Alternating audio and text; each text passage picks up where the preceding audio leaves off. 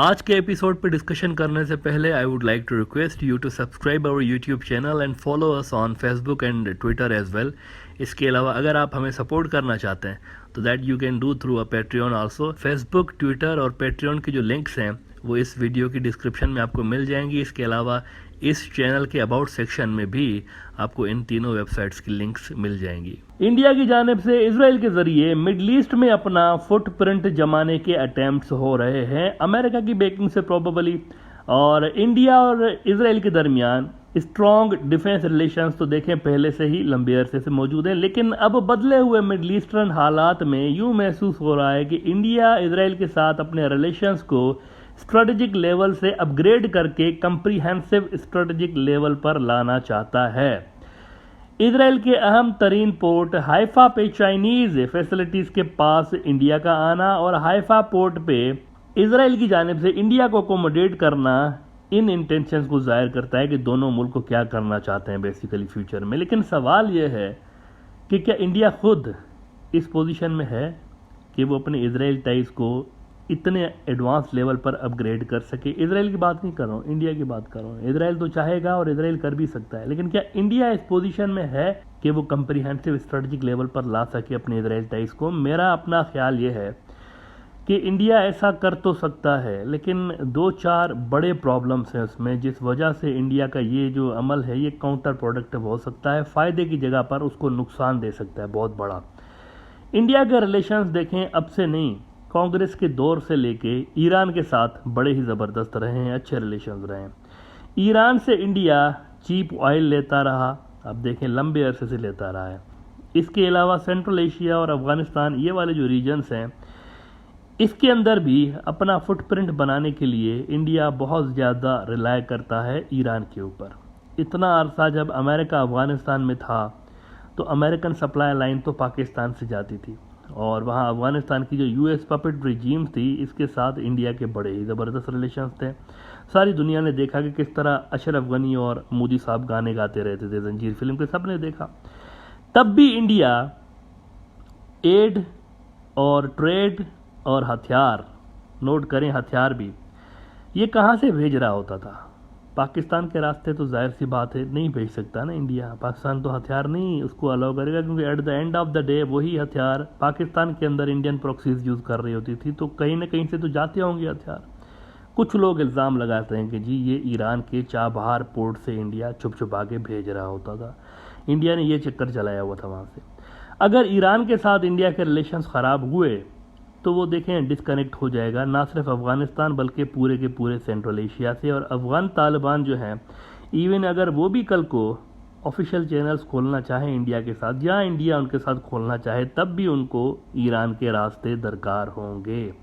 अगर वो पाकिस्तान को बाईपास करना चाहें, अगर वो पाकिस्तान के ज़रिए वहाँ तक कनेक्टिविटी चाहें तो वो ईजी भी है, सस्ती भी है, लेकिन इंडिया अवॉइड करेगा उसको। इंडिया चाहेगा कि ईरान के ज़रिए हमें सेंट्रल एशिया और अफ़गानिस्तान तक कनेक्टिविटी हो। लेकिन सपोज़ फ़र्ज़ करें अगर इंडिया के अंदर हिंदुत्व के गुंडे कहते हैं कि जी इज़राइल हमारा ना इतना बड़ा इम्पोर्टेंट अहम तरीन मित्र है, तो इसके लिए हमको ईरान को भी छोड़ देना चाहिए, सेंट्रल एशिया को भी छोड़ दें, सबको छोड़ दें, बस we must keep all our eggs in Israeli basket. अगर वो ये कहते हैं हिंदुत्व के गुंडे, कह सकते हैं ना, वहाँ पर देखें अगर वो कहेंगे यार हमको तेल भी नहीं चाहिए, हमको ईरान का चाबहार पोर्ट भी नहीं चाहिए, सब छोड़ दें, बस हमने बिन्यामीन नेतन्याहू के साथ मजबूत एंटी मुस्लिम अलायंस बनाना है और जबरदस्त करना है यहाँ पर, फिर क्या होना है? आप ज़रा ये मैप देखें, जिस तरह चाइना का ट्रेड और इकोनॉमिक कनेक्टिविटी का मल्टी बिलियन डॉलर्स का ग्लोबल प्रोजेक्ट है ना, बेल्ट एंड रोड्स इनिशिएटिव, जो कि चीन की मार्केट्स को दुनिया भर से जोड़ता है, ऐसे ही इंडिया का भी एक सपना है, नन्ना मुन्ना सा सपना है कि हम भी BRI बनाएंगे, baby BRI as I used to call it, कि इंडिया का भी एक बेबी BRI है जो कि अभी पैम्पर्स पहन के घूम रहा होता है, बहुत ही छोटा सा है ना, अभी इतना बड़ा नहीं हुआ कि ये चाइना के लिए कोई बहुत बड़ा थ्रेट बने, लेकिन एक बेबी BRI इंडिया के पास भी इंडिया बनाना चाहता है। ये जो आप मैप देख रहे हैं अपनी स्क्रीन पे, इसको कहते हैं नॉर्थ साउथ ट्रांसपोर्ट कॉरिडोर, और ये इंडिया का प्लान है एक कि हमने फ्यूचर में रशिया और यूरोप के मार्केट्स तक कैसे पहुंचना है। वो स्विस कैनाल को और ये सारे जो रास्ते हैं इनको बाईपास करके यहाँ से निकलना चाहते हैं इंडियंस, और वो कह रहे हैं कि रूस का ऑयल, रूस के जो बाकी सप्लाई है वो हमारे तक कैसे आएगी, हमारा जो ट्रेड है वो रशिया के साथ और यूरोप की मार्केट्स के साथ कैसे होगा। ये सारा उन्होंने एक प्लान बना के रखा हुआ है, इंक्लूडिंग सेंट्रल एशियन मुल्क जो हैं उनके साथ, कि हम कौन से रास्तों से उनकी तरफ जाएंगे और ईरान से जो ये सारा रास्ता क्रॉस कर रहा है इसके ज़रिए हम कनेक्ट होंगे दुनिया के इतने सारे रीजन्स के साथ। तो ईरान उनके लिए बड़ा इंपॉर्टेंट है। अगर ईरान के साथ इनके रिलेशंस गड़बड़ हो जाते हैं तो ये सारे जो शेख चिल्ली वाले मंसूबे बने हुए हैं ना, ये सारे ठुस हो जाएंगे, ये सारे ठुस हो जाएंगे बनने से पहले ही। तो अगर आप इजराइल के साथ ही जाना चाहते हैं और सारे के सारे अपने स्ट्रेटेजिक ऑब्जेक्टिव्स को कुर्बान कर देते हैं, तो ईरान के तो इजराइल के साथ इंतहाई ख़राब रिलेशंस हैं। दोनों मुल्कों के रहनुमा तो एक दूसरे की शक्ल देखना पसंद नहीं करते। तो आप कैसे मिडल ईस्ट के अंदर ईरान पे डिपेंड होते हुए इजराइल के साथ कंप्रीहेंसिव स्ट्रेटेजिक पार्टनरशिप की तरफ बढ़ेंगे, ये सोचने वाली बात है। आप उधर कैसे जाएंगे जबकि आपकी सारे के सारे जो आपके स्ट्रेटेजिक प्लान्स हैं रशिया के लिए, यूरोप के लिए, सेंट्रल एशिया के लिए, वो ईरान से जुड़े हुए हैं, इजराइल के साथ जुड़े हुए नहीं हैं। इसीलिए इजराइल वालों को भी पता है कि इंडिया और उनके रिलेशंस ज़्यादातर डिफेंस की सतह पर ही रहेंगे, स्ट्रॉन्ग डिफेंस रिलेशंस रहेंगे, लेकिन ये कभी भी कंप्रीहेंसिव स्ट्रेटेजिक पार्टनरशिप के लिए नहीं बन सकते मौजूदा ग्लोबल सिनारियो में। इजराइल तो रेडी है, इजराइल की जानिब से कोई मसला नहीं है। वो तो चाहते हैं कि इंडिया जो है उनके साथ कंप्रीहेंसिव स्ट्रेटजिक पार्टनरशिप में आए, लेकिन इंडिया के लिए बड़ा मसला है। इंडिया को बड़ी बड़ी कुर्बानियाँ देनी होंगी, बड़ी जगहों से उनको लॉन्ग टर्म में अपने इंटरेस्ट कुर्बान करने पड़ेंगे। इजराइल का बड़ा न्यूज़ आउटलेट है हार्ट्स, इन्होंने कुछ साल पहले बड़ी कमाल की बात लिखी थी, बड़ी मीनिंगफुल बात उन्होंने लिखी थी कि India wants an affair when it comes to Israel, not a serious relationship. अब ये देखें उनके इंटेलेक्चुअल्स किस तरह की बातें कर रहे हैं कि इंडिया जो है वो सीरियस रिलेशनशिप नहीं चाहता हमारे साथ, वो सिर्फ अफेयर चाहता है, शॉर्ट टर्म वाली चीज़ें चाहता है।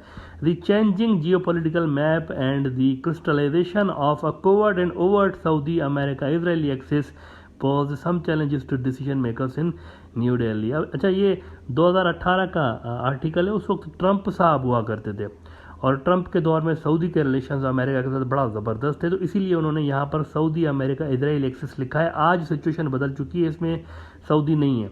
सऊदी और अमेरिका के रिलेशंस इंतहाई ख़राब है, बल्कि सऊदी ने उस वक्त भी टू स्टेट सोल्यूशन जो है ना फ़लस्तीन का, उससे गिव अप नहीं किया था। उस वक्त भी सऊदीज़ ने उस वक्त भी क्लियरली कहा था कि वी वांट 2 स्टेट्स, और ईस्ट यरूशलेम उन्होंने कहा था कि हमें फ़लस्तीन के लिए चाहिए।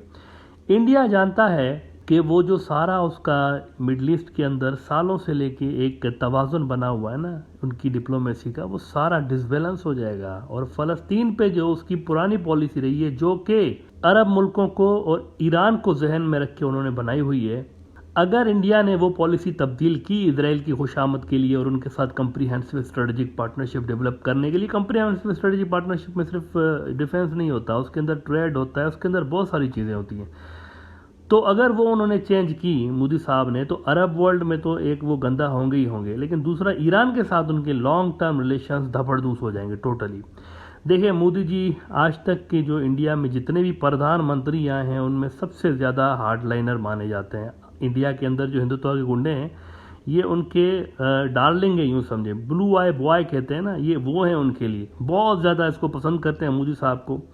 लेकिन इसकी भी अगर आप पॉलिसी देखें, चेक करें ज़रा इनकी पॉलिसी मोदी साहब की, इनके भी पर जलते हैं मिडल ईस्ट के अंदर, इनके भी पर जलते हैं। और ये भी इस किस्म का देखें, बाज़ों का तो ये गैर जिम्मेवाराना किस्म की हरकतें भी करते रहते हैं। चाइना के साथ उन्होंने रिलेशंस बिगाड़ दिए हैं, रशिया के साथ उनके दौर में रिलेशंस कुछ डाउन हुए हैं इंडिया के, लेकिन मिडल ईस्ट में बड़ा ये फूंक फूंक के कदम रखते हैं। मोदी साहब जैसा बंदा भी मिडल ईस्ट में जब बात आती है ना, तो फूंक फूंक के कदम रख रहा होता है, वो वहाँ पर गैर जिम्मेवारी नहीं दिखाता। जुलाई 2017 में ये बंदा इजराइल गया, मोदी साहब। अच्छा, सबको लगा, हिंदुत्व के गुंडे जो थे हार्डलाइनर्स इंडिया के अंदर, वो सारे खुश हो गए बहुत ज़्यादा कि यार ये तो बंदा बहुत बड़ा एक किस्म का डिप्लोमेटिक टाइज में रिवॉल्यूशन लेकर आ गया है, वहाँ पर गया है। मेरे ख्याल से ये पहला प्रधानमंत्री था इतने अरसे के बाद जो कि उधर गया था इजराइल के अंदर, और वहाँ पर ये चमगुइयाँ शुरू हो गई कि जी अब तो हमारी और इनकी जो रिलेशंस हैं वो तो कंप्रीहेंसिव स्ट्रेटजिक पार्टनरशिप में कन्वर्ट हो जाएंगी। और फिर आप वो ज़रा वीडियोस देखें, समुंदर के किनारे मोदी साहब और नेतन्याहू, बिन्यामीन नेतन्याहू, शोले फिल्म के जे और वीरू बने हुए हैं, गाने गाते फिर रहे हैं दोस्ती के। मोदी जी को इंग्लिश नहीं बोलना आती, नेतन्याहू को हिंदी बोलना नहीं आती, लेकिन फिर भी एलियन लैंग्वेज में पता नहीं क्या दोनों बातें कर रहे हैं बिना ट्रांसलेटर के। बहुत सारा वीडियोस निकाले ना इनकी, दोनों को एक दूसरे की ज़बान समझ में नहीं आ रही, लेकिन एक्टिंग ऐसी कर रहे हैं जैसे कि पता नहीं कोई गहरी बात कर रहे हैं। दोनों डूबे हुए हैं। वो 5वीं पास है मोदी साहब, 5वीं 6ठी क्लास पास है, उससे आगे नहीं पढ़े, उनको इंग्लिश बोलना ही नहीं आती। और नेतन्याहू को हिब्रू आती है और इंग्लिश आती है बोलना, और एक दो और टूटी फूटी जो ज़बानें हैं, उनको लैटिन अमेरिका की भी सुना है कि एक दो ज़बानें आती हैं नेतन्याहू को, लेकिन इनको हिंदी बिल्कुल भी नहीं आती, 2-4 लफ्ज़ उनको बोलने आते हैं। तो समुंदर किनारे पे जाके जो फोटो सेशन हुआ है वो असल में हाइप क्रिएट करने के लिए था। Hype, it went horribly wrong. ये मैं आपको बताऊं कि इसका जो था ना, गलत नोट लिया गया था कुछ अरब मुल्कों के अंदर भी और ईरान के अंदर भी, और मोदी ने इसको बैलेंस किया था। कैसे बैलेंस किया, that I will explain in a moment. याद करें कि इजराइल का ये जो इन्होंने विजिट किया था ना, सारे लोग तो इसको याद रखते हैं, लेकिन कोई भी ये चीज़ याद नहीं करता कि इस मोदी की इजराइल विजिट से 2 महीने पहले फ़लस्तीनी अथॉरिटी के सदर महमूद अब्बास दिल्ली आए हुए थे। दिल्ली में महमूद अब्बास का पहले आशीर्वाद इसने लिया है भाई साहब ने बैलेंस करने के लिए, फिर इजराइल गया है कि कहीं अरब और ईरानी नाराज़ ना हो जाए। मोदी बैलेंस करके गया है इजराइल, ऐसे ही नहीं गया है। पहले महमूद अब्बास से यहाँ मिला दिल्ली के अंदर, और फिर ये वहाँ से आशीर्वाद लेकर उधर गया है कि महाराज नाराज़ मत होइएगा, ऐसा मत समझिएगा कि मैं कोई पॉलिसी चेंज कर रहा हूँ। मेरी इजराइल पॉलिसी, फ़लस्तीन पॉलिसी वही है जो कि पहले थी। फिर आप याद करें, जब ये आ गए ना वापस इजराइल से, तो उसके कुछ ही महीने बाद नेतन्याहू आ गया इंडिया। लेकिन जब नेतन्याहू इंडिया आया तो उसके 1 महीने के बाद ही मोदी फिर से मिला फ़लस्तीनी अथॉरिटी के सदर महमूद अब्बास से फरवरी 2018 में। तो आप देखेंगे मोदी जैसा बंदा भी बैलेंस करके चल रहा है कि कहीं अरब या ईरानी जो है वो ना नाराज़ हो जाए। अरबों में से कुछ अरब ऐसे हैं जो कि पसंद नहीं करते कि इंडिया के कुछ ज़्यादा अच्छे रिलेशंस हो जाएं इजराइल के साथ। लिहाजा ग्राउंड रियलिटीज़ ये हैं कि इंडिया के मिडल ईस्ट में इन्फ्लुएंस बढ़ाने और चाइना को काउंटर करने की ये जो अटैम्प्ट्स हैं उसकी अमेरिका की मदद से, इसके इंडिया के ताल्लुकात चाइना से ख़राब तो होंगे, जिसका direct impact India China border पर आएगा। लेकिन फैक्ट ये है कि एक हद से ज़्यादा इंडिया अपने रिलेशंस इजराइल के साथ नहीं बढ़ा सकता। वो डिफेंस के लेवल पर ही रहेंगे, कंप्रीहेंसिव स्ट्रेटेजिक पार्टनरशिप डेवलप नहीं कर सकते। उसमें बहुत ज़्यादा प्रॉब्लम्स है। उसमें ईरान वाली उनकी जो पॉलिसी है वो हिट हो रही है, सऊदी की पॉलिसी भी उनकी हिट हो सकती है, उनकी रशिया के साथ जो उनके लॉन्ग टर्म ऑब्जेक्टिव्स हैं उसमें दरार आ सकती है। तो एक हद से आगे इंडिया कुछ ज़्यादा स्ट्रेटजिक ऑब्जेक्टिव्स हासिल नहीं कर सकता इस पॉलिसी में, when it comes to converting its deep military ties with Israel into a comprehensive strategic partnership.